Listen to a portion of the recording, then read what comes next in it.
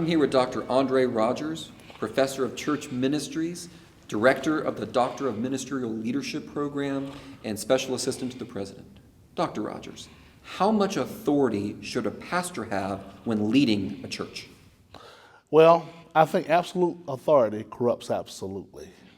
I think the Bible kind of gives us somewhat of what leadership should look like in the local church. Whether we're looking at 1 Timothy chapter 3, whether we're looking at Ephesians chapter 4, verse 11 and 12, whether we're looking at 1 Corinthians chapter 12, whether we're looking at 1 Peter chapter 4, it gives us this blueprint of what leadership looks like.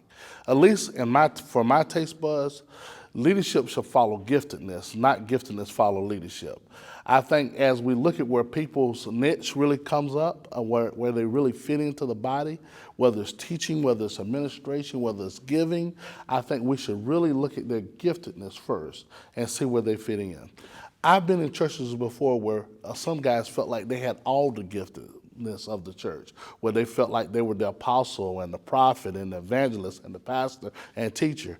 And I used to sit there as a little boy thinking, if they have all the gifts, then what should all the rest of us be doing?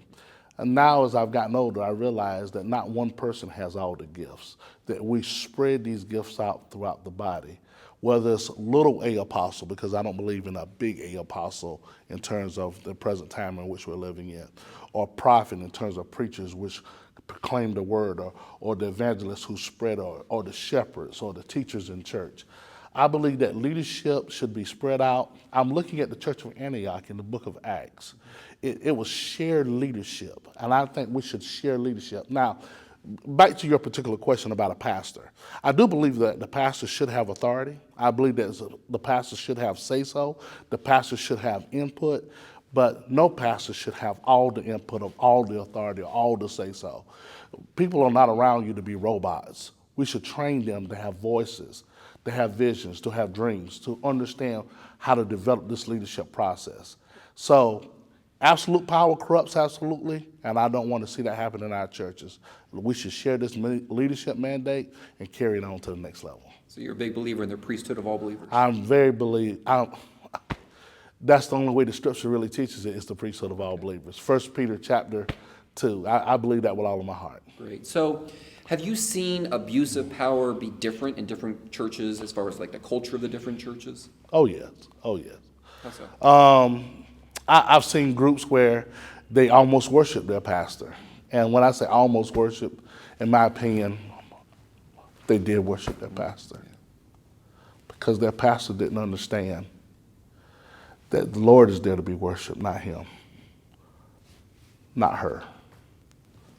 I've seen it where pastors thought they had more anointing or more whatever than anybody else in their congregation. And it not only hurt their congregation, but it hurt the whole community in terms of leadership. Leadership is about influence. I think someone said it best, and this might be John Maxwell, so I don't want to steal his thunder. In the Old Testament, it used to be about government. In the New Testament, it's about empowerment. Leadership should always be about empowering the people around you. And if you have to over-government and under-empower, you're not a leader, you're a manager.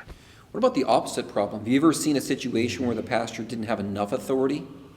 Oh, yes. I've seen pastors where they could not,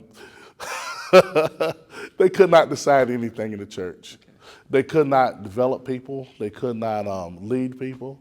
And I think because of their giftedness, they were in the wrong place. I've seen some situations where boards in churches, whether it's a deacon board or elder board, wouldn't give the pastor any kind of voice in the church. And I thought, that's one of those guys should become the leader. Here's my analogy for this. Excuse all of my analogies, but it's like a bus. If we get on the bus, there's only one bus driver. Everybody else has to take a seat.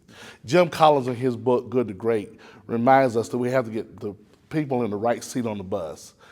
If the driver is driving the bus, if that's the pastor, whoever, chairman of a board or whatever, he's the only one that can turn that steering wheel at the time. If everyone in their prospective seats has a steering wheel, the bus won't get anywhere anytime quickly. Yeah, that's good. That's a good analogy.